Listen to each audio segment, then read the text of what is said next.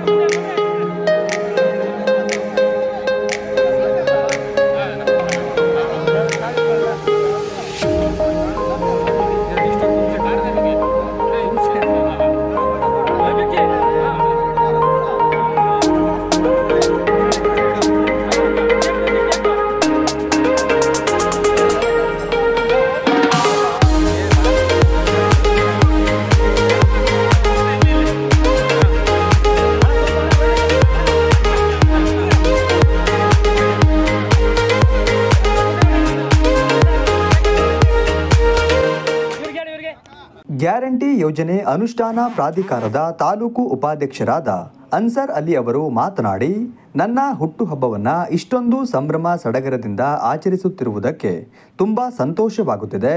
ನನ್ನ ಹುಟ್ಟುಹಬ್ಬಕ್ಕೆ ಶುಭ ಕೋರಿದ ಪ್ರತಿಯೊಬ್ಬರಿಗೂ ತುಂಬು ಹೃದಯದ ಧನ್ಯವಾದಗಳು.